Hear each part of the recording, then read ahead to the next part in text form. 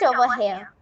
I, Vaishnavi Banerjee, welcomes our chief guest, Mr. A.M. Prasad sir, former Special Secretary to Government of India. Our special guest, Dr. U.N.Bora sir, former Indian Administrative Service Officer to the Government of Assam.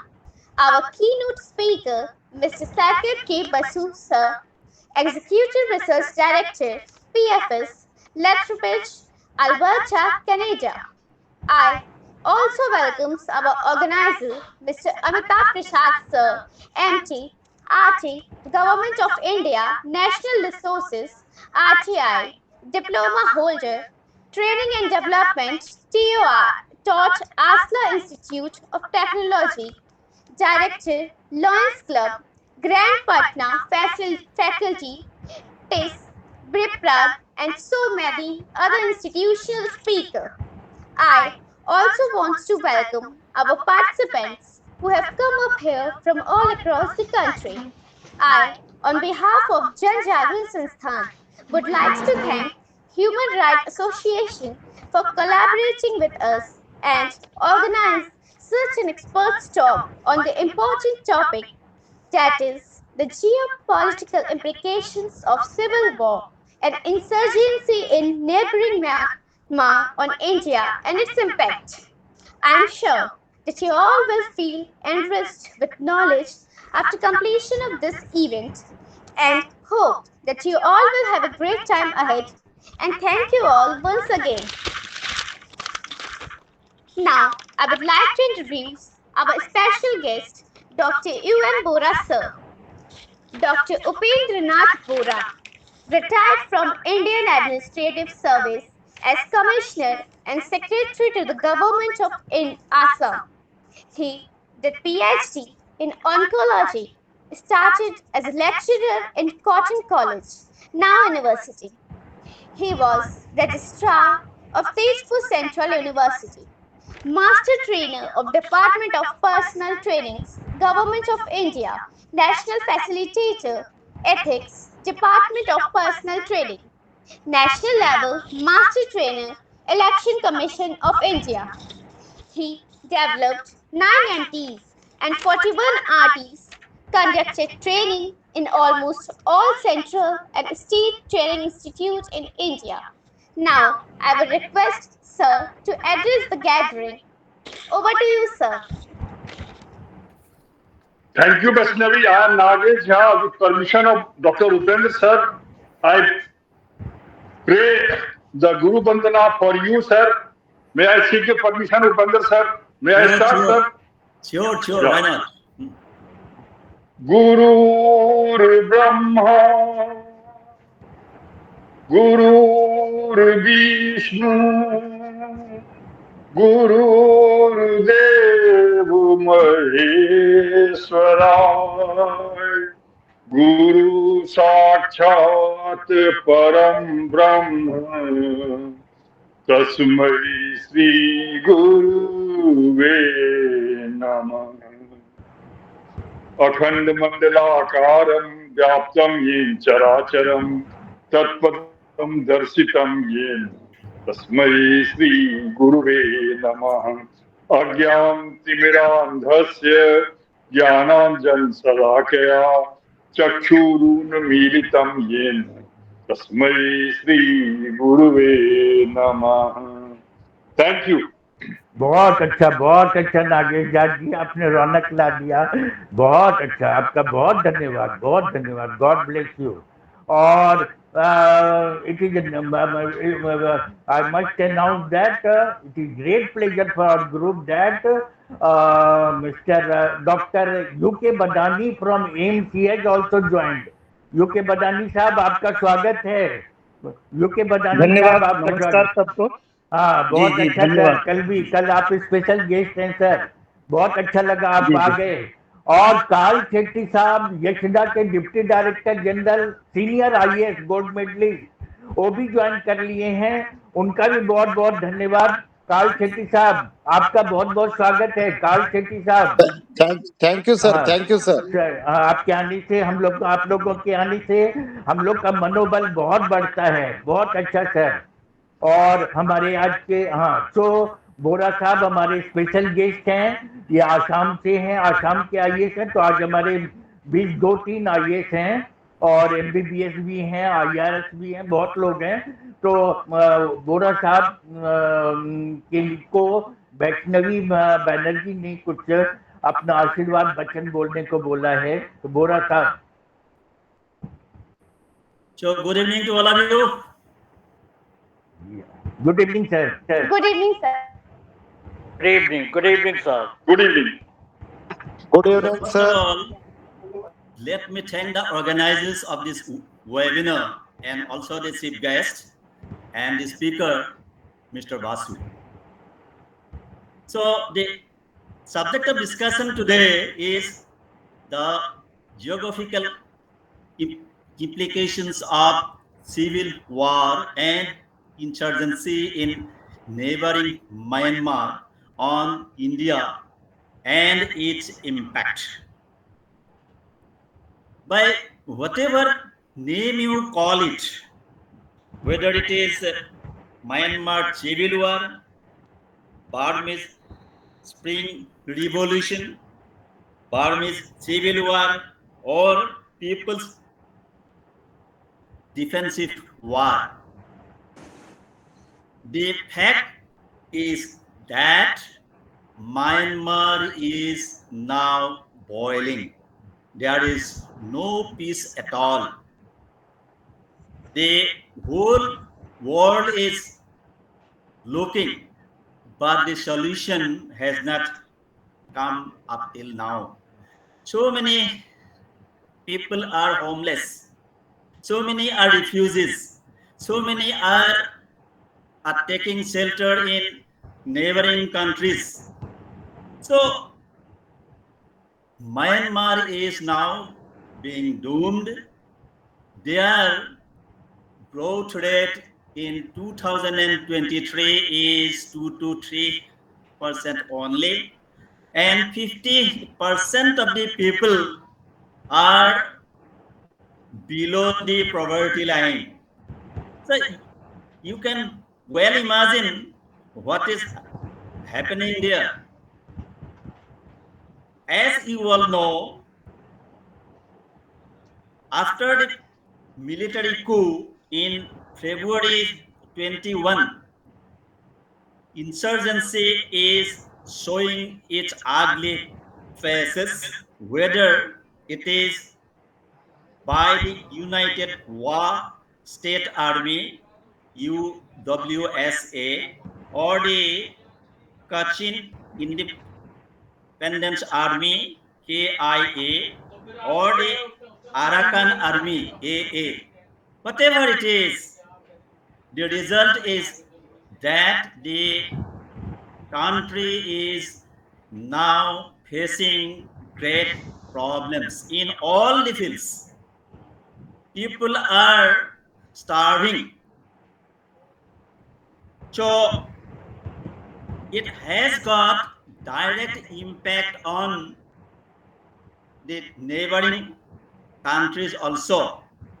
The Northeast India is one of the surrounding countries. There are this India, China, Thailand, Bangladesh, Laos. These countries are to give some shelters to the refugees. Now even there is one UN report that more than 17,000 refugees are still in India. So you can well imagine what the situation may be. Join करिए sir. Yes. Now let us see the geographical context, because it has got around 1,600 kilometers border with India, and it is a porous border full of dense forests, river and boundaries. So the border management is a problem. You can't check who is coming inside, who is going outside, and taking chance of this cross-border movement, smuggling, drug trafficking, extortion. These things are going on. And you know, one of the most important routes for the drug trafficking to India is through Manipur from Myanmar. In Assam even, we have seen so many truckloads of drugs were seized by the intelligence agencies. So the security challenges is maximum. Then border management is a problem. Then the refugees problem. Recently, all of us have heard about the Rohingya refugees in Mizoram also. So it's a crisis now. Then the ethnic dynamics and international tension is growing up because of this. Now it has got direct impact on the socio-economic development, not only for India, but for the whole world. Now the details will be spoken by Sri Saikat Basu from Canada. So we will be hearing him, and I believe that all of you will interact and we will have a successful webinar today. Thank you very much. Thank you, sir. Thank you, sir, for your informative words. Now, I would like to request our today's keynote speaker, Mr. Saikat K Basu, sir, to take over the stage from here and enlighten us with his informative words. Over to you, sir. In the meantime, our chief guest, Mr. A.N. Prasad, has also joined, in addition to Dr. S.M. Bhatt, who is the chief speaker of tomorrow on cancer. He has also joined. I welcome both of them, and we will be listening them also. So let us start with Mr. Saikat Basu as instructed by our instructor Vaishnavi Banerjee. So, Saikat ji. Thank you, Vaishnavi. Thank you, Amitabh ji. It has been a pleasure to be invited. Yeah. It has been a pleasure. Are you saying something, Amitabh ji? No. I'm listening. Then can you please turn off your mic? Because if we have multiple mics open, it will interact and it will disrupt the communication channel. Thank you. It is my pleasure to be here as a part invited by your erudite group. I have listened to your previous lectures and presentation. My pranam and sincere greetings to all the dignitaries, particularly the government officials, retired government officials, and other experts on this platform. And contrary to Mr. Amitabh ji saying that we need young people to listen to what we are saying, I, on the contrary, believe that our senior persons need to believe and needs to listen to what we are discussing and saying, because unfortunately in India, younger generation has no stake in decision making. It is the senior and the gray hair people who takes most of the important decisions. So it is important for them to listen and get a perspective of the other side of what is happening. I'm Dr. Saikat Kumar Basu. I'm predominantly an environmental and agricultural engineer. I'm not a politician.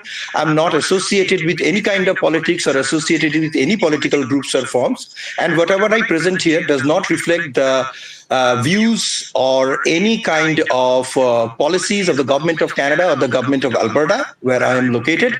It's all my personal research, personal observations. So any criticism, any unlikeness, any questions that you have, or any comments that I have made may have hurt or disturbed you is my personal, it's on my personal shoulder.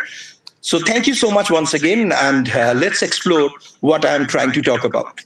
Before starting, I would like to highlight on the one important point before moving into Myanmar.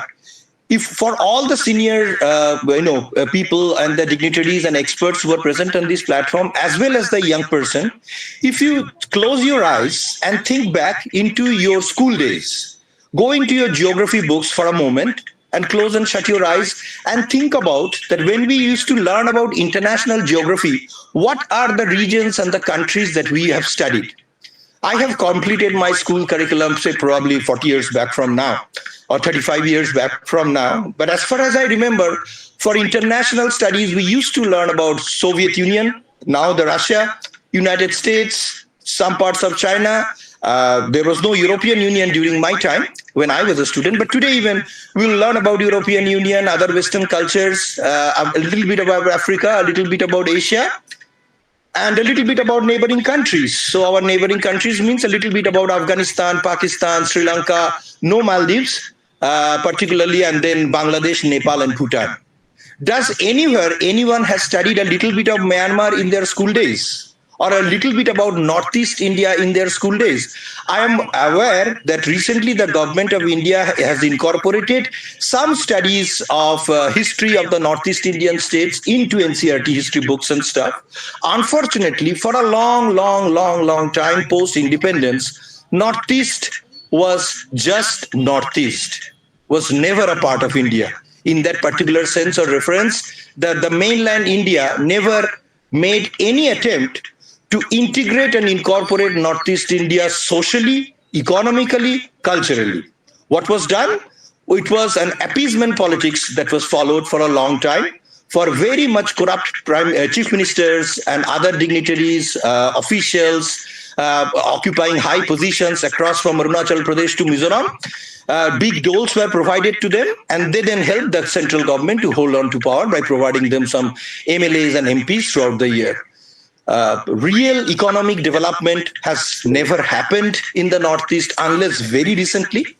And real economic integration and social integration of Northeast has never happened in India unless very recently. I give credit to the current Honorable Prime Minister Narendra Modi for taking initiative in integrating Northeast India and incorporating economic development there. Why am I talking about so much about Northeast? The story of Myanmar is incomplete without understanding our neglected Northeast. And this was unfortunate. This was very dark and sad part of our history that the entire mainland India knows very little, or in other words, knows nothing about Northeast India. That's very sad.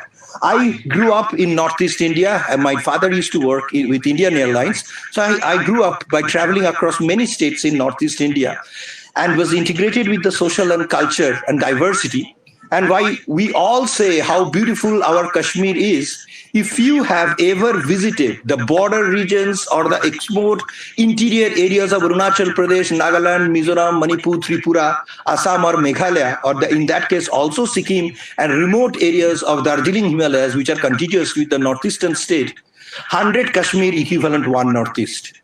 It's so beautiful. It has so much natural resources. It's ethnically diverse, and the biodiversity is breathtaking. As an agricultural and a biological scientist, there has been very little investigations done ever by the Zoological Survey of India, the Anthropological Survey of India, the Botanical Survey of India, the Geological Survey of India, and the Archaeological Survey of India. The history of Northeast is a fragmented history, what our British colonial rulers have left us. We know next to nothing about Northeast. As an Indian, I am ashamed of this, and I beg forgiveness from my friends across Northeast for not being able to greet and integrate them as a part of India.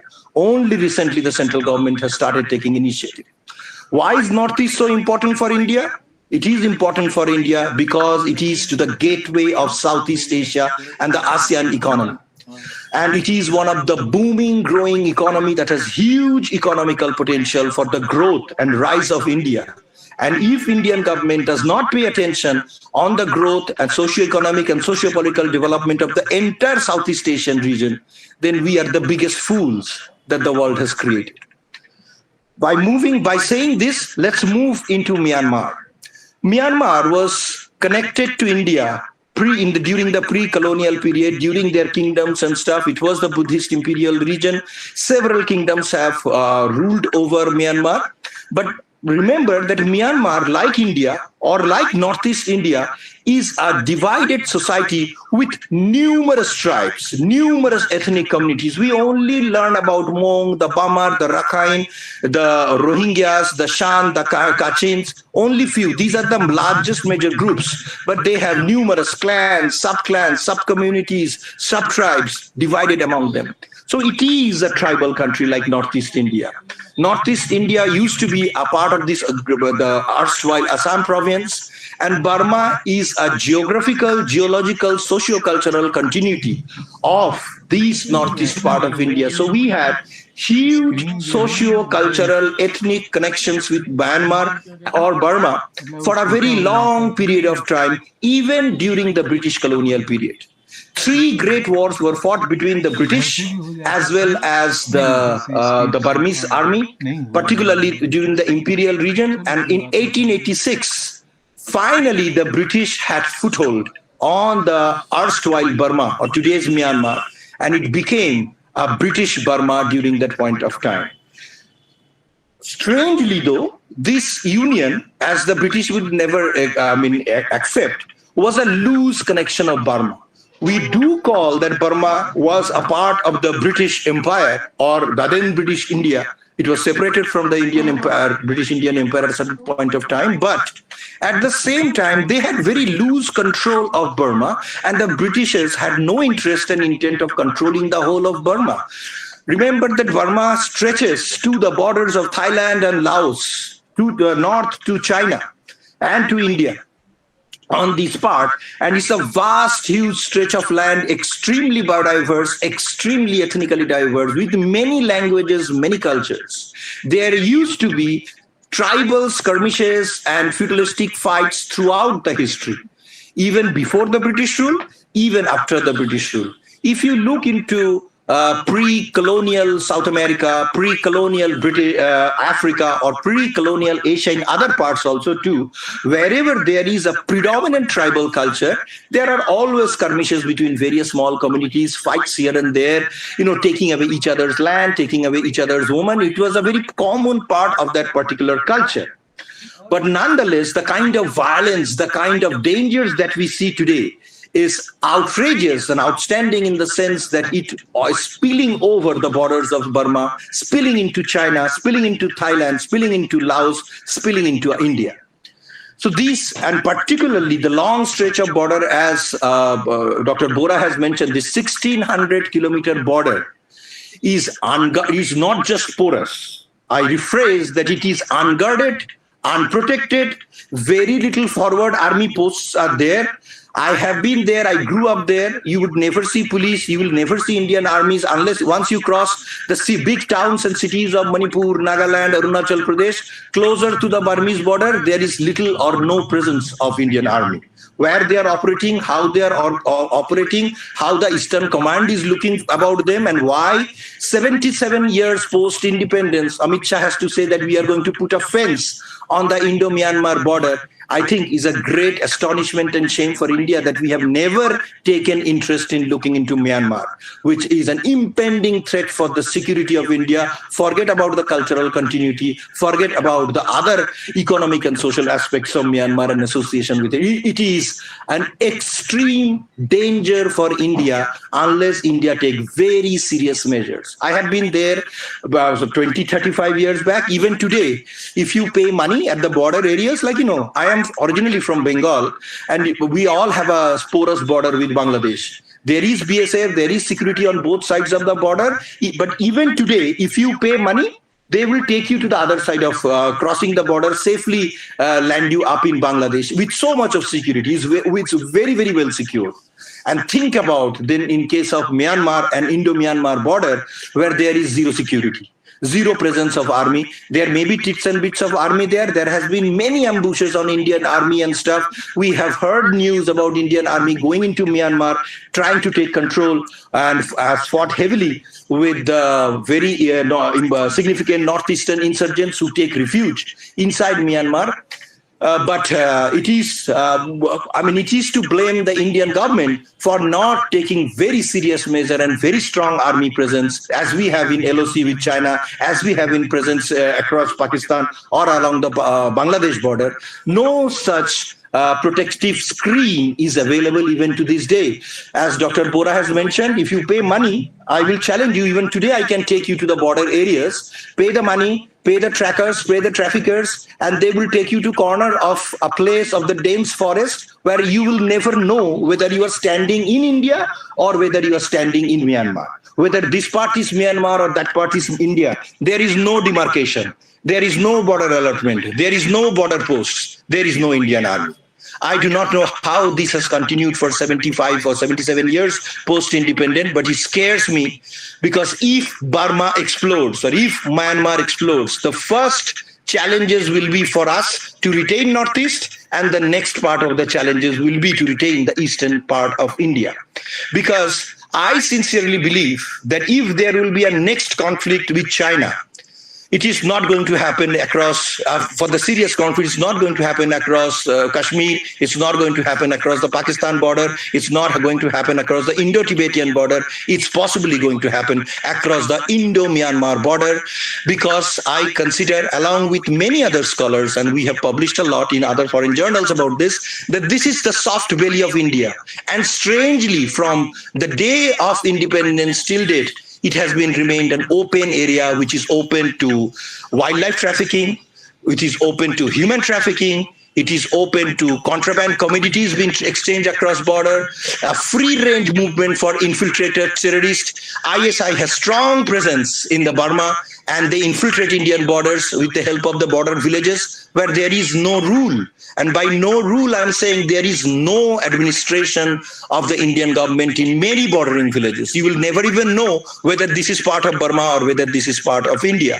So this demarcation is very important. This should have been done many, many years back. But nonetheless, as the government has stood up, hopefully post-election, whichever government comes into place and occupy the Delhi throne, pay serious attention to this. Otherwise, we are going to see a huge security challenge down the line. Why? Because there is a belligerent China present deep inside Burma or deep inside Myanmar. China is a country who flexes his muscle or her muscle in a way which is mostly a kind of an acting. The threats that China poses to India many times are just acting. They want to see how you behave to those challenges. If you are scared, they will push you back. If you are strong, they will push back. This is the tactic that China has followed in every adjoining bordering countries, and it's doing now. And they take advantage of any country where there is political instability, whether it is Afghanistan, whether it is Tibet, whether it is China, and now it's Myanmar. China has infiltrated deep, deep, deep inside Myanmar, particularly northern Myanmar, which bordering the Yunnan province of China, is almost under the control of many units of the Chinese army. They provide them money, they provide them support, they provide them tech, they provide them with every other thing that these infiltrators or insurgents groups would need and revolt against their government. Again, the strange part is this is that same China that has provided money to the junta government throughout this process, trying to keep Myanmar unstable as long as possible from the days of Mao Zedong. From the days of communist China was formed, this was a hotspot. They would have tried and occupied Myanmar and made it a province of China if it was possible. But because it was not possible, they did everything under their control to infiltrate deep inside, so that they want to create a deep state within Myanmar. The more political unstable you are, the more loss of rule you are, you give open areas for China to infiltrate. Now, why are countries like China, and even to that extent United States and other countries, so much interested about Myanmar? The interest in Myanmar is not for their conflicts.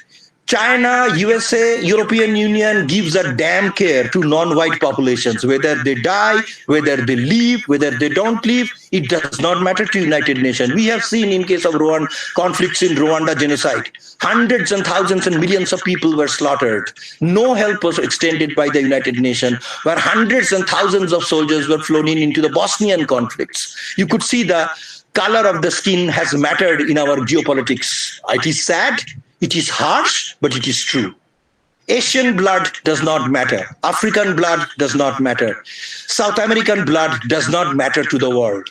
Our honorable Foreign Minister Jaishankar had the recent time visited European Union, and I was thrilled by one of the comment he made in one of the TV interviews, where he was asked that why is India not participating in calming down Russia or taking part in reducing the intensity of the war or asking Putin to stop the war or interfere, as the other Western countries are doing. And if India is not doing, how could India expect that if there is a war that breaking out between India and China, that there will be any help from the Western countries and United States in that particular area? He very nicely mentioned that India is capable of taking charges of its own border.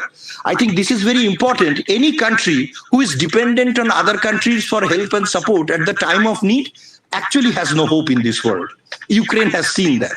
So I think I am very proud our foreign minister said that, but he also made a monumental statement. He said that during this time when Ukraine and Russia are engaged in a vicious war, and there should not have been any war, but there has been many wars in Asia, Africa, and South America. Europe never participated and negotiated in any part in performing in them, because Europe's problem is world's problem. But world's problem is not Europe's problem. See, the United Nations is now an institution that has lacked its relevance, and I call it has passed its expiry date. No one cares about UN resolution. No one cares about the steps that United Nations are being taken. See, we all know about the Rohingya infiltration. They have been persecuted extremely, and they have been forced to move into Bangladesh. Bangladesh has been paying the grunt of this huge migration that has happened in Bangladesh. And I'm saying that this can destabilize Bangladesh economy down in the long run, because the country is overpopulated. The country has little political stability and is showing signs of political instability. And with this huge influx of population of Rohingyas into that country, I think their economy is doomed.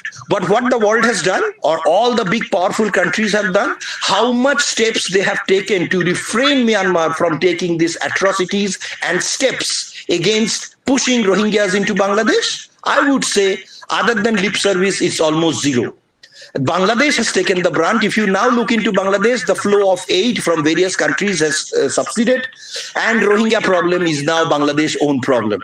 The other world only gives lip service and a little bit of financial help and there, but there is no other thing that they are providing. Bangladesh is with this Rohingya population. If you are going into the Teknaf area and other areas where the Rohingyas have been settled by destroying the forest down there, it is devastating how the environment has been destroyed. It is devastating how the Rohingyas are moving out from the camps and infiltrating into the mainstream population of Bangladesh. This is also a great, grave danger for India, because we could not identify these illegal migrants because they all look similar. We are all part of this subcontinent. We all have genetic connections with one another.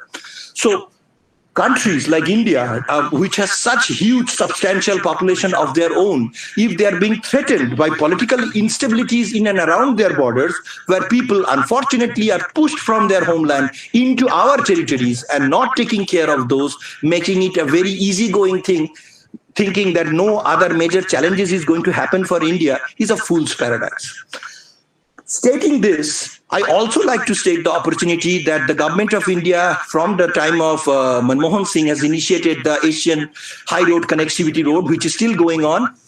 These roads will be passing through Bangladesh, Myanmar, into Thailand, and connect India to the entire Southeast Asia or the ASEAN economy. This is a huge economic opportunity for the entire Indian subcontinent, and particularly for a growing, competent India. because this will find a huge load of population where there will be new markets for us to sell Indian products, Indian military artifacts, or exchange our educational institutional range to spread. There could be research collaboration, there would be possibilities of tourism, there will be influx of tourism even into India from these countries, and there will be infrastructure build up that will shine up the economy, not just for India, but for the entire Southeast Asia. Has SAARC operated properly, we could have connected from Iran to Myanmar to Southeast Asia, the gigantic economy of the world. Unfortunately, the South Asian Association for the Cooperation that was initiated hasn't worked very good, but it is time for India to connect to ASEAN. And remember that Myanmar is an important member, although they are a sidelined member of ASEAN because of many of the political challenges that is going through. But we cannot change our neighbor. The door to Southeast Asia opens across the northeast of India from Myanmar into Southeast Asia. Why these are huge economic opportunities for India that you need to invest. Furthermore, Myanmar is a land of oil shales, of petroleum, gases, minerals, and resources. There has been very little geological exploration, geological surveys, or geographical explorations done inside Myanmar. Whatever little pre-colonial Britishers have done is being still explored till this day, and it is one of the very mineral-rich country. How many of us know that Afghanistan is also a very, very mineral-rich country? The reasons many of the superpowers are interested in Afghanistan is the growth of the industry depend upon the finding of the metals. And these precious metals and other raw material resources are available in Afghanistan because, as well as in Myanmar, but because they are politically so unstable, so volatile, war has been going on in Myanmar since it attained independence in 1948, sectarian violence, religious violence, as well as tribal conflicts. And furthermore, conflicts of the various tribal communities who have been pushed or almost moved or transformed into marginal communities. Wow! By the existing military occupations which want to exploit Myanmar to the best of their ability. But Myanmar is an isolated country. Where do you think they sell their products? There is very little agriculture in Myanmar. All their natural resources are trafficked into one single country. Myanmar is blocked economically. They have very little trade with the South Asian countries, although being part of ASEAN, but their vast trade connections is with our enemy number one, China. Every legal, illegal mining that happens in northern Myanmar is controlled and regulated by various Chinese army generals. The deep state of China has been growing intensely inside Myanmar. They have control over their mines. They have control over the so-called junta, which is losing steam in the control of Myanmar. They also have control on various warring factors across its border in the northern part. India has none. This is worrisome, because the more belligerent China pushes deep inside Myanmar, it is a big threat of Chinese infiltration into the Northeast India for our security, for our survival, for our virtual existence. We all know about great dams and other mega projects being initiated by China in their country. Whether this is helping the Chinese agriculture to grow, or whether it is trying putting challenges to the Indian economy down in the line, our government, our politicians, our stakeholders need to think. This challenge of Chinese infiltration deep into Myanmar has also posed serious threat of Chinese connection to the Southeast Asian countries. ASEAN's biggest trade partner is China. They do not want to abandon China at any cost and make India happy. So these roads that we are thinking, that airports that we are thinking that we will be constructing in border areas of Bangladesh, Thailand, Myanmar, if these turn into political unstable region, there would be very little opportunity for India to retain those cultural influence, retain those economic influence, retain those political influence on these areas and country. For a long time, the government of India has always taken a very easy armchair position. I'm sitting on the fence and looking how the game is processing.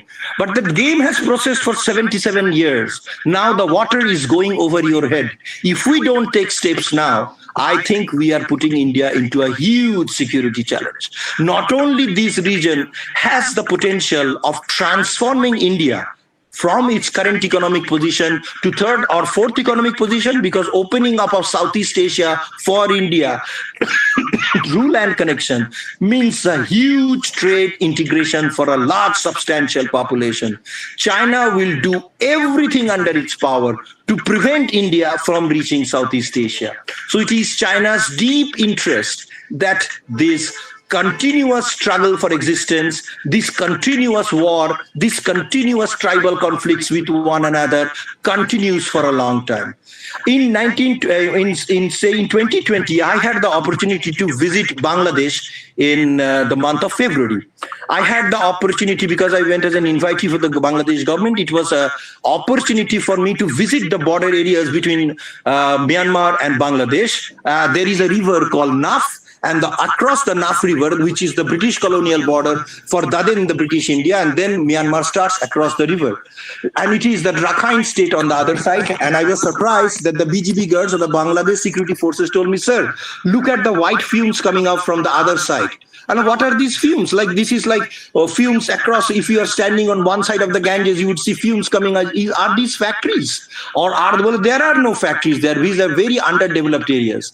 The Burmese army is systematically burning Rakhine villages, systematically one after another, systematically ethnic cleansing them, and they are moving and infiltrating into Bangladesh. And as you could see, what they are trying to do, they are trying to erase the virtual existence of the Rohingya community down there.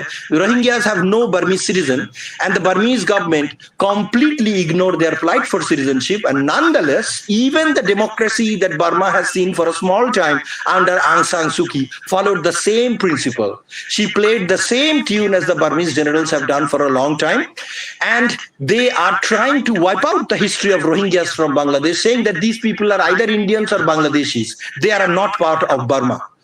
And even out of this ethnic cleansing, very little sanctions, very little strong steps has been taken by the most powerful countries of the world other than giving lip service, including United Nations. I think Guentras, the current head of the United Nations, is the worst person that I have seen in administration here for a long period of time, who has no authority, no influence on any world leader, only talks garbage and garbages. And this institution is standing as a laughing stock because it has no stake in any country. No one listens to United Nations has no influence in a country like Chad in Africa, which has no government or non-existent government at all.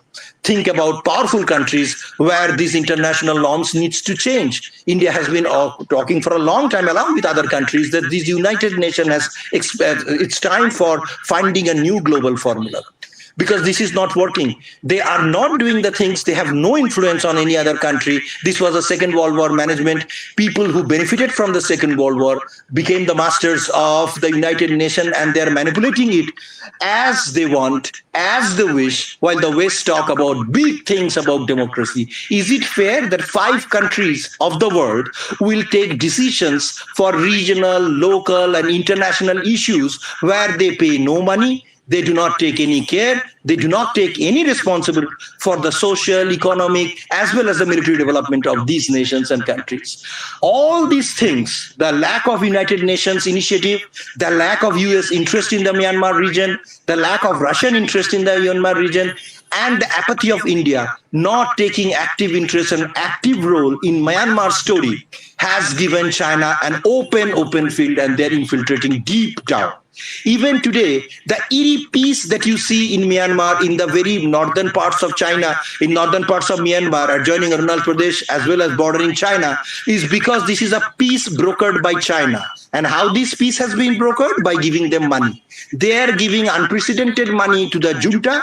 They are giving unprecedented money to the infiltrators or the ground insurgents or the tribal communities or the tribal armies that are fighting against the injustice and the torture that they have rendered since 1948. Burma was a relatively peaceful country during the British colonial period, post 1886 is because the British never intervened in any of the tribal warfare down there. They never intervened in any of the political outfits of the tribal communities down there, never tried to complicate their existence in Burma by infiltrating into the tribal culture and customs. As a result, Burma was a loose confederate of the British. British had control of the important commercial and other religious centers of Myanmar during that particular time, while they left out the tribals, and the tribals also left them out. But post-independence, when Burma became an independent country and the tribal communities of Burma, whether it was Rakhine, whether it is Kachin, whether it is Chin, whether it is Mon, whether it is Mon, or whether it is Burman, whether they are Buddhist, whether they are Christian, every single community asked for their autonomy because they have been oppressed. They have no developments has been done for them. No economic initiatives have done for them. No care has been taken for them for a long time. It has been historic injustice towards them. The kingdoms that ruled over Myanmar also was peaceful because these kingdoms were also concentrated on particular Buddhist areas, leaving out the tribal areas. These tribal areas, just like as we have in Pakistan, like the federally administered tribal areas or the Khyber Pakhtunkhwa areas, which is still under Pakistan, but they are not under Pakistani rule. There are the tribal lords. They maintain their own cultural integrity and local governments. They do not follow the constitution of Pakistan. Similarly, in this country, because they have a strong tribal culture, neither the kingdoms nor the British colonials nor the current government had much control. But what was challenging why this conflict entrusted and spread so violently across Burma was the junta. When they come, the military dictatorship, when they came into power, they started to exploit the homelands of these people for economic gain. If you look into many reports made by independent researchers who had the opportunity to sneaking into Burma, or BBC or other international agencies who have visited Burma during this time, you will see that there is a huge insurgence of child labor, female labor, forcefully tribal communities, tribal children, tribal women have been made atrocity of the war. Huge sexual torture and abuse has been conducted on these various tribal group women to subdue these tribal communities, to humiliate them and to take away their resources. And by taking away their resources means these tribal land holds few of the largest mineral resources, natural gas, natural oil areas. But think about, Myanmar does not have a geology department. They do not have the capability of doing any survey anywhere. There is no presence of any foreign government, United Nations or other European governments or other agencies who could do a little bit of survey for them. How come they are knowing which part of Burma is rich in what kind of minerals? How are they getting this technology in doing the survey of the soil, mountain terrains, riverine areas, as well as the coastal areas of Myanmar? Who is helping them to do that? There has been a little presence of India in here and there in Rakhine State down historically, where the Geological Survey of India has worked. But predominantly it is being illegally mined and controlled by China. Chinese companies, most of them are called private companies, but they are led by Chinese Communist Party leaders who are infiltrators into this economic system, and they have benefited hugely because they are paying very little money for exploiting the minerals from Myanmar, because Myanmar has no advanced instruments, no machineries, everything comes from China. They take their lands in lease, which is also a hocus-pocus kind of lease. And whoever controls those areas, China gives them a token money. And because they have no understanding what China is stealing out from them, is huge amount of mineral resources are being transferred. The quotas are increasing by years. Various independent researchers have warned international communities that Burma is being deeply infiltrated for their natural resources by China. They are taking advantage of these various departures that is happening. The tribal communities do not have very good relations with one another.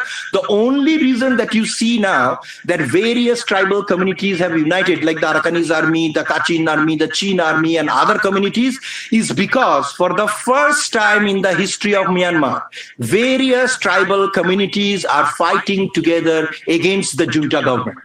It is only because of this that the junta government has fighting many wars in many fronts, that from north to south, from east to west of Myanmar, that it is losing steam. Without that, they used to concentrate on one area. And there are innumerable video records and reports from many Western researchers that have visited Myanmar that they have followed the Chinese model, where they will use jet planes to either create fire of people who are against the government. They will burn down villages, burn the same Vietnam model that USA used to use. The same thing is being provided by them, by China. They are burning down villages. They are damaging the forest, exposing these people, killing them mercilessly, and has been taking advantage of the chaos of the country and taking resources out of the country for the economic development of China. Because China is the manufacturing hub of the global world. They sell cheap products to the entire world. For all these precious minerals, they need mines, mines, and mines. All the Chinese mines have been overexploited. So now they need to move into other countries for finding these rich mineral resources to sustain the Chinese growth. The Chinese economy has been hit hard by the realtor failure. Hundreds and thousands of Communist Party-based banking agencies that have made China into a realtor's paradise, they are unable to sell those buildings. People who have paid money to this have been paying EMI, has been revolting against the government that these people are cheating, and the realtor estate of China or the realtor institute of China, which almost China will never agree to that, has 30% stake on the Chinese economy, has been hit hard. So now they need to boost up other industrial areas to make up for that great loss. And what great countries to explore where there is trouble is like Pakistan, is like Afghanistan, is like Central Asia, is like Myanmar. I suggest, or I foresee that we are sitting at the border and looking at the foundation and formation of Afghanistan on our eastern flank, on our northeastern flank, is an impending danger and a ticking bomb. Beside this, I will finish by saying the role of Aung San Suu Kyi. Many people in India praise Aung San Suu Kyi for, she's a Nobel laureate, as an apostle of peace, but very few of us know that when these mass genocides were happening within Myanmar, when the Rohingya peoples were massacred, raped, killed, Kachin people were killed, the Shan people were killed, the Burma were massacred, what was Aung San Suu Kyi doing? She was leading as the state counselor. Not only that, when International Court of Justice bring the Rohingya case to the International Court of Justice in Hague, it was Aung San Suu Kyi, the apostle of peace, the Nobel laureate, the state counselor of Burma, who went to Hague and defended the Burmese military, saying no injustice was done. It was all a media coverage from the West and other enemies of Myanmar. This same lady has now ousted, and she is sitting in house arrest or whatever. We don't know. Very little information is available to the public or to the press because it is a closed country.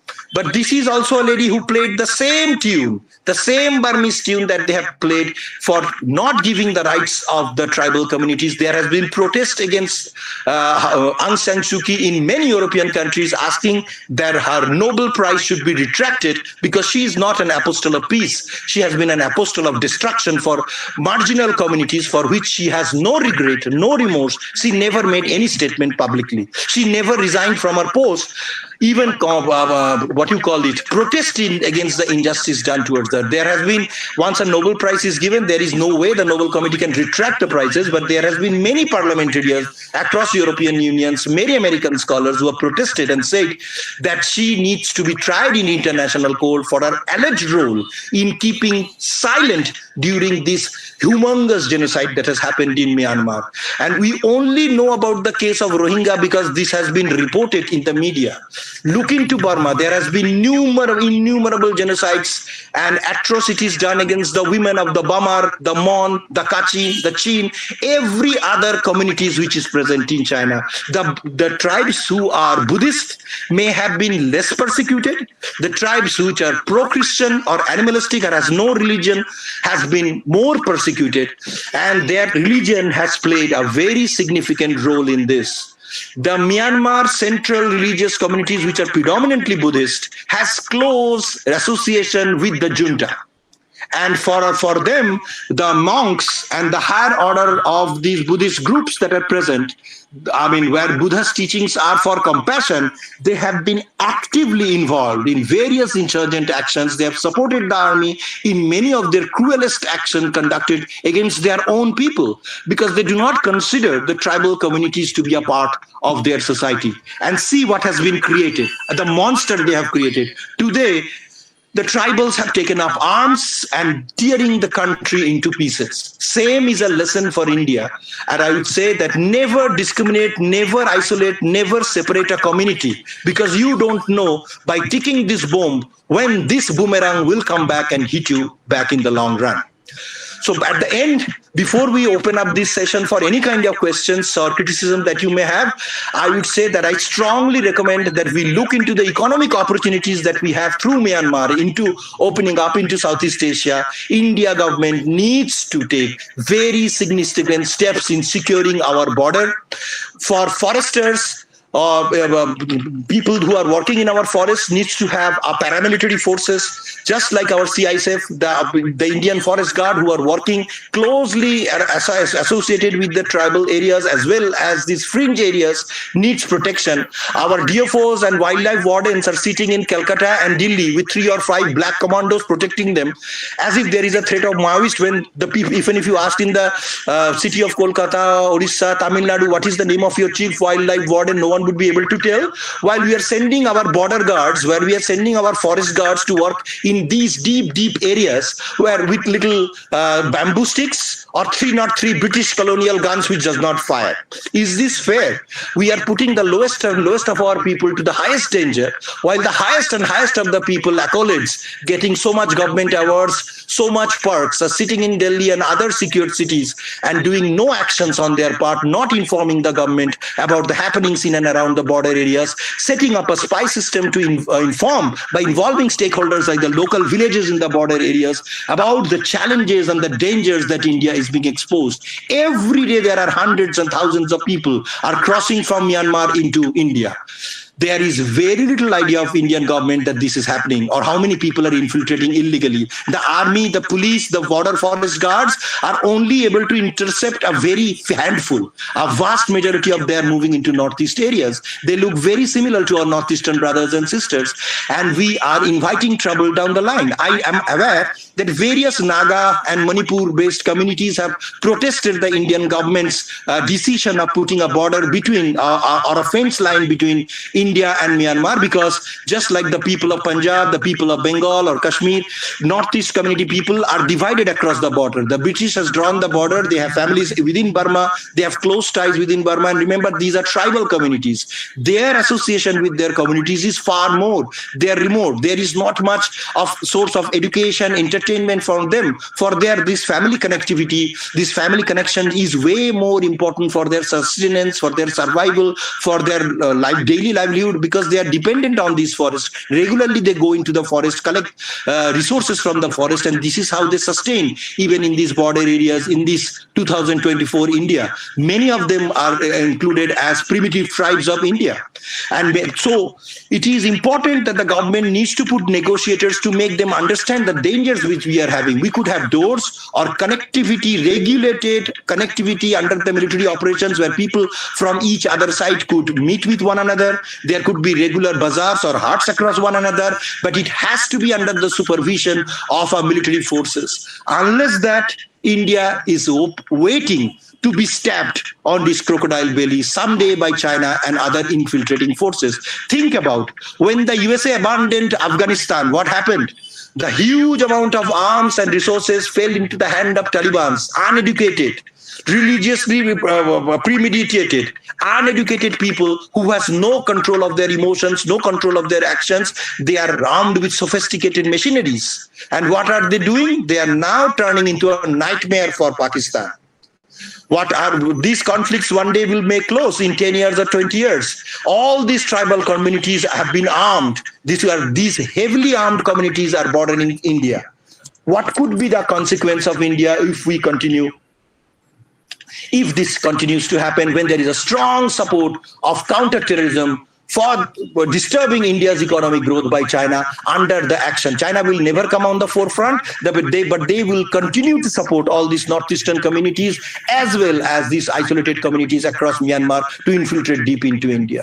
So it is a matter of deep concern. With humble hands, I request the government of India to take the strongest action, long-term and short-term, both for economic, social, anthropological security of India, increase your infrastructural development and social political connections in the Northeast, and establish a very strong border patrol, monitoring, surveillance, and a border markup between India and Myanmar. Else, we are sitting on a ticking bomb that can threaten the existence of Indian Republic down in 10, 20 years. It is time for us now to act. If we do not act now, we may miss the bus, and it may be detrimental for the long-term interest of India, of Indians and the people of India. Thank you so much for giving me this presentation. With closed hands, I beg forgiveness from many of the participants. Many of my words have been harsh, but I feel we need to listen to the harsh words. Okay, Dr. Basu, you have a it was nice a very presentation, good. you have a nice lecture, but I want to share my personal view. Rather, I am supplementing Saikat ji. Number one, the history of Northeastern. Northeastern region's history is very, very, very to the power end, very strong. Not even the Mughal has the courage to conquer the Prague Jyotish food. Even in our Vedas, the area was well developed, well ruled by the good rulers, very strong rulers. Number one. Number two, Darbhanga Maharaja himself. I'm talking about the modern India. He visited that northeastern region. I have also visited the region.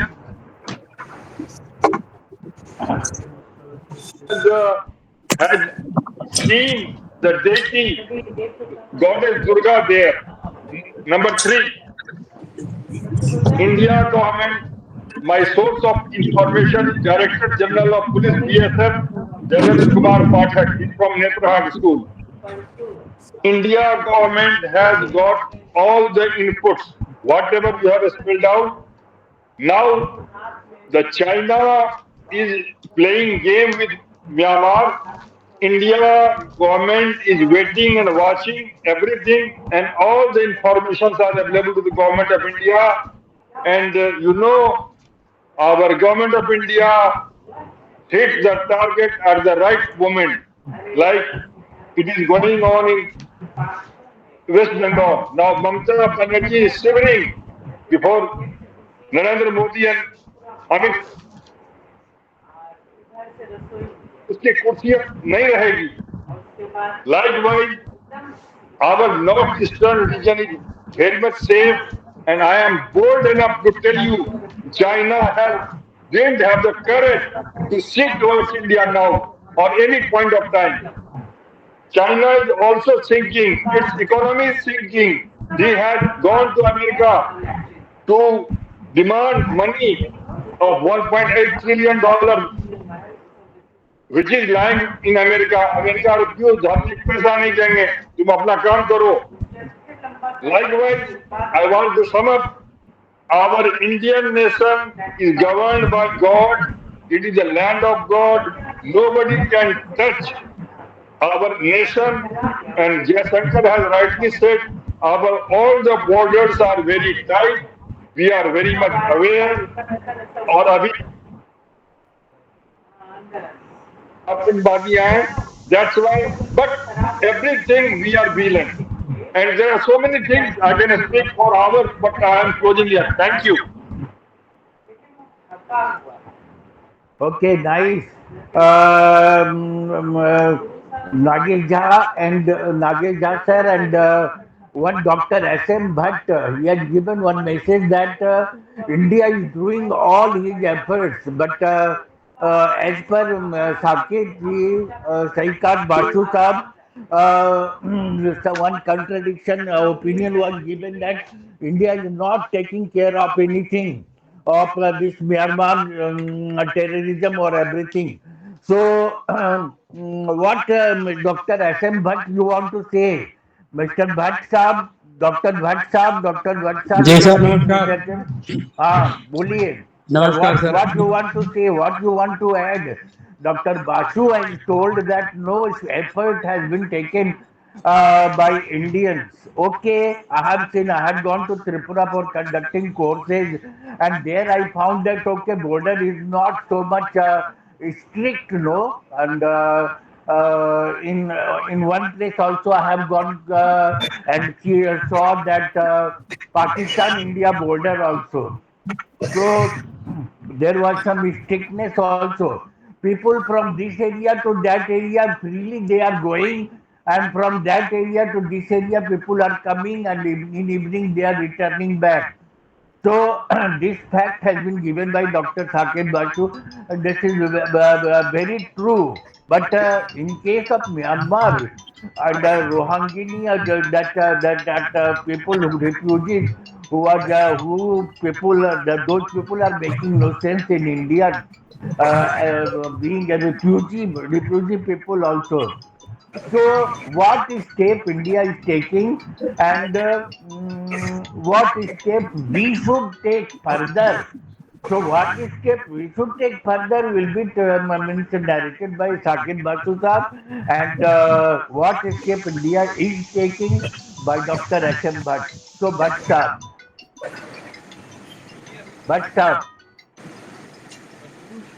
Dr. Assam Bhatt.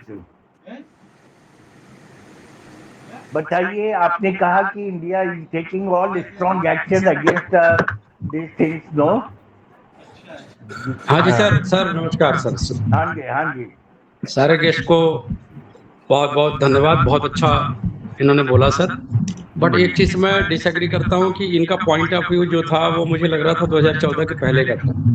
अच्छा। अभी जो government का situation है वो बहुत ही strong है, और हम सभी जानते हैं कि पूरे वर्ल्ड में जो इंडियन की सिचुएशन है बहुत अच्छी है, इसमें कहीं से भी डाउनफॉल नहीं है, और जो हायर अथॉरिटी है वो कहीं से भी चूकती नहीं है कोई स्टेप लेने में। टेररिज्म जो सप्लाई कर रहा है उसको उसी भाषा में जवाब दिया जा रहा है। जहां इकोनॉमिक्स की बात होती है तो नागेश झा जी ने बहुत अच्छा कहा कि चाइना के खुद डूब रही है, और उसी इकोनॉमी को बचाने के लिए जो बहुत सारे हमारे इंडियन पॉलिटिक्स हैं वो ज़्यादा खतरनाक रोल प्ले कर रहे हैं।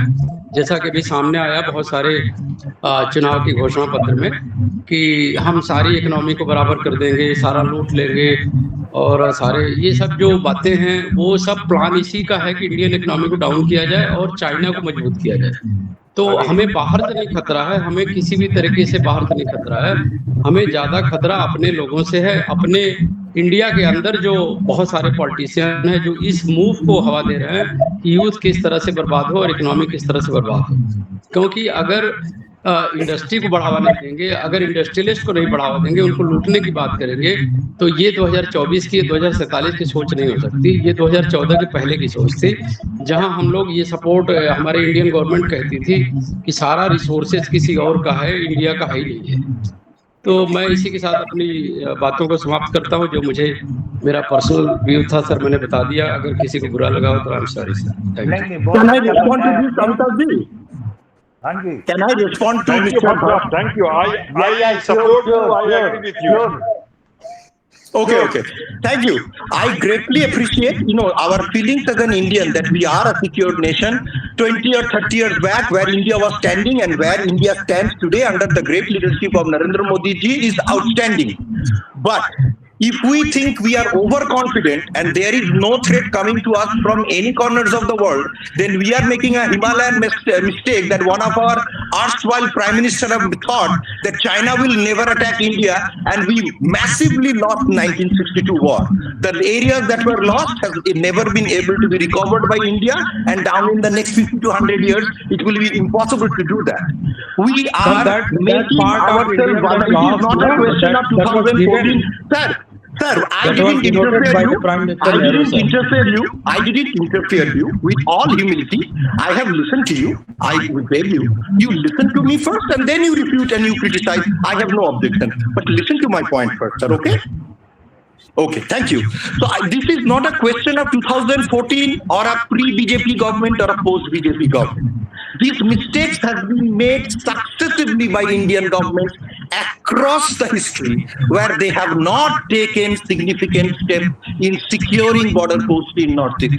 I am sure you have never been close to the Indo-Myanmar border. I am sure you have never seen the Indo-Arunachal Pradesh border, Nagaland border, the Myanmar border with Myanmar. And you will see that there is no demarcation. There is no army. There is no forward base. If you go into Ladakh, if you go into Pakistan, if you go into any other areas like Nepal, Bhutan, adjoining Bangladesh border, you will be able to see army trucks moving around. You will see border patrolling happening. These are mountainous regions for definitely. These are heavily forested regions. There are no proper roads. There are no accessible heavy machineries that could be taken into these areas.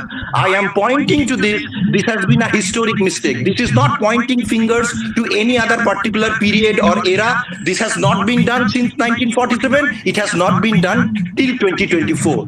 I strongly believe India has the ability to do that. How many times Ajit Doval has visited Myanmar while he has visited so many countries? How many times Jaishankar has visited Myanmar while he has visited various other countries? Why has not other major political leaders from the government visited Myanmar since 2014 to initiate into peace talks and other parts other than a few military arrangements between these countries?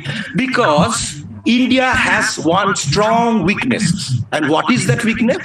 First, let me tell you the strength. The strength is Churchill, the ex-UK Prime Minister, hoped that once the independence of India is given, these people have no ability and civilization to control and stay together as one nation. We as Indians have proved to the entire world since 1947 till 2024, many countries have vanquished in the world. In spite of corruption, in spite of the weaknesses, poverty, and in spite of the ingenuity of various Indian contributors to the economy, India stands strong. India has holds strong as one nation. But what is India's weakness? India has a huge weakness of its daily running of the government.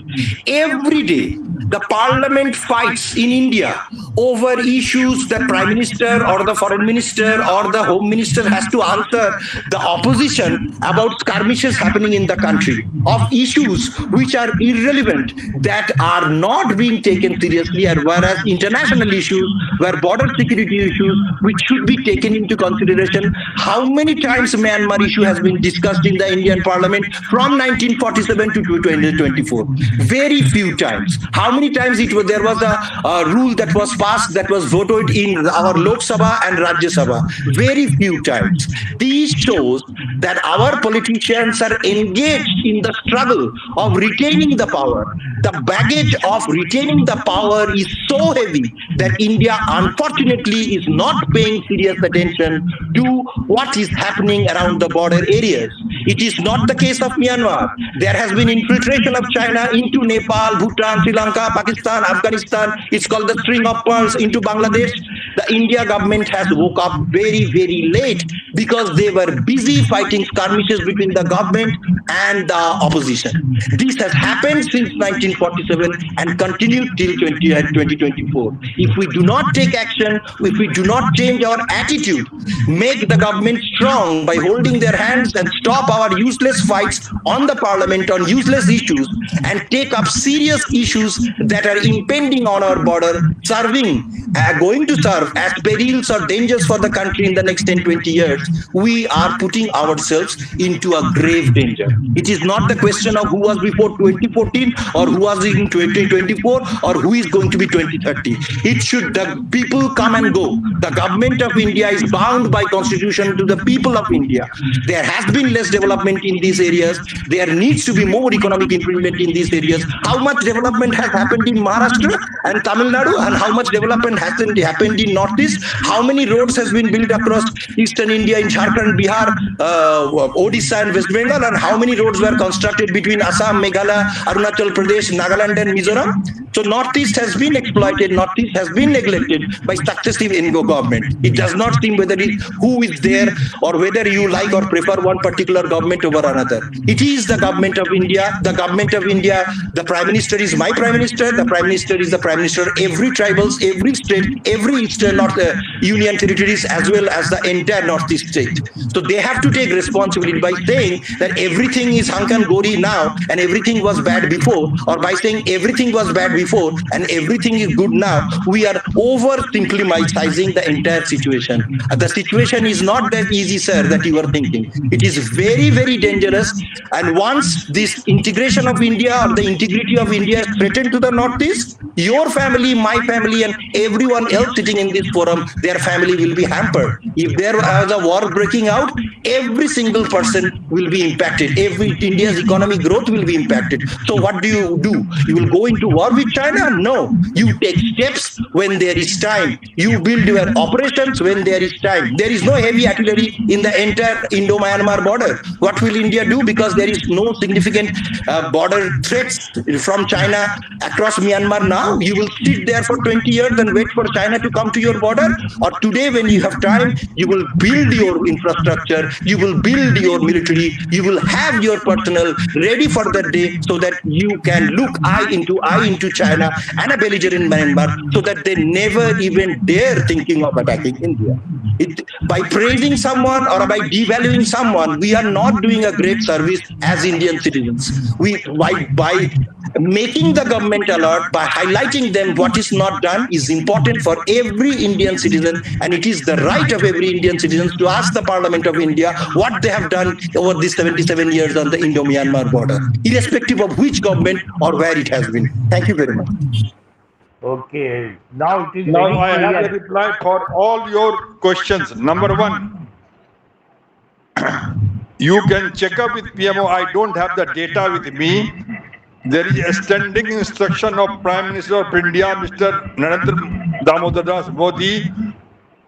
Every month, one MP is visiting Northeastern region. Number one. Number two, Pandit Jawaharlal Nehru, due to Netaji Subhash Chandra Bose dominance of, Bengal and all the area, he has cut.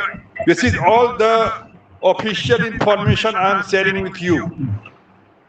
Pandit Jawaharlal Nehru intentionally cut off the budget of the Bengal and Northeastern region. Number three, Government of India, by sending member of parliament every month, one person is going and coming, and it is their duty to stay there and observe there and report to the PMO. And there is a budgetary provision of that region. It is going on increasing slowly, stealthily. Number four, we are a democratic nation. Now I am coming to the year 2014 that you are number of time mentioned. Before 2014, I begged apology to the House. Government of India is not taking care of that region. After 2014, personally, Prime Minister Narendra Modi is monitoring each and every issue of the Northeastern region. Last point, everything is being done in secretive manner. We are a democratic nation. We cannot flash everything to the public. Administrative decisions are always confidential and secret. So many things are known to me, but I don't want to share with this house. So the plan is there. Slowly, we are going to have a road all along the border. This thing I am revealing to the house. But please don't ask me the source of information. In the nutshell, Government of India is not at all neglecting that region, and I am with courage and conviction, I am telling you, because of the democratic culture of our nation, we are not revealing our plan, our strategy, our administrative action to be taken. Thank you. Okay, that's nice, no? So it is now clear that Indian politicians are making no sense. This is the burden of both Dr. Assam Bhatt, Nagesh Jaggi and Saikat Basu. And Dr. Badami had raised his hand, but he had gone. So Akhari Saab had raised his hand. Mr. Prasad, our chief guest, he wants to say something. So Prasad Saab, what you want to say? And now our group is trying to implement the suggestion given by our speakers and others. And Saket Basu has rightly said that this implementation plan and power is with seniors. So we seniors will try our best to implement whatever suggestion we are getting from our all webinar discussion. So, Akhari Prasad Saab, you want to say something? So please say. Prasad Saab. Prasad Saab. Prasad Saab. जी thank you. आवाज आ रही है मेरी? हाँ आ रही है। देखिए, मैं पुराने नॉलेज से ही बात कर रहा हूँ, लेकिन वो पुराना नॉलेज ऐसा नहीं है कि मैं सोच नहीं सकता हूँ कि वो अभी बिल्कुल नया हो गया है, और जो नया है वो पुराने से बिल्कुल अलग है।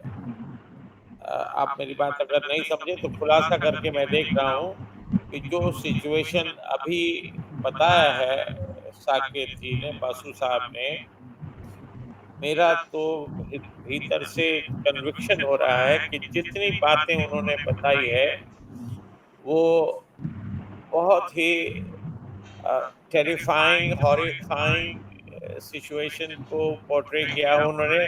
और मुझे आश्चर्य नहीं है कि आज भी मैं बहुत दिनों के बाद उस एरिया के बारे में बात करूंगा।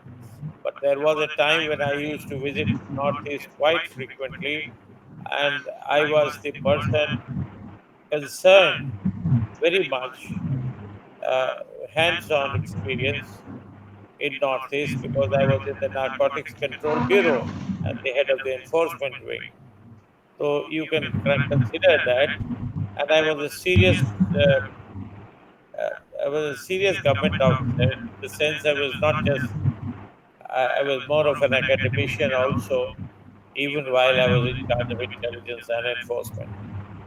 I remember, of course, I have just to strike some kind of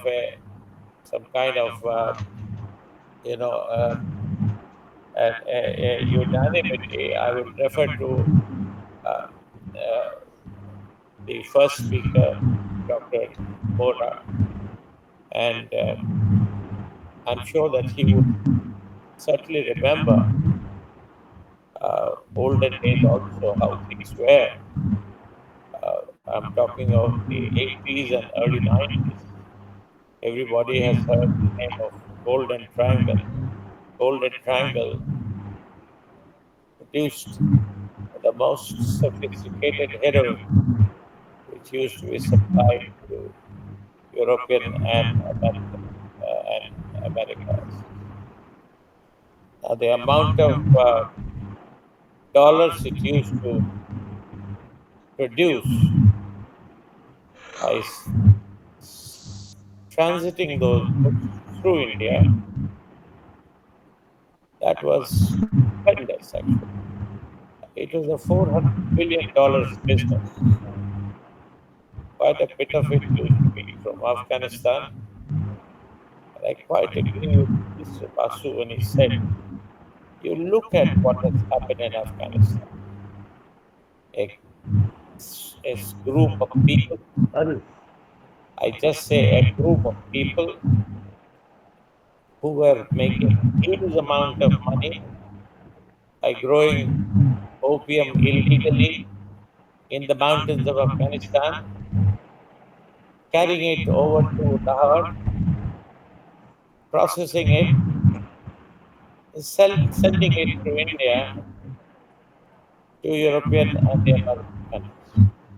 and the amount of money that used to go, that has created Afghanistan. And remember, the drug operators, they don't stop at drug operations. Before drug operations, they were trafficking in arms. Before trafficking in arms, they were trafficking in gold.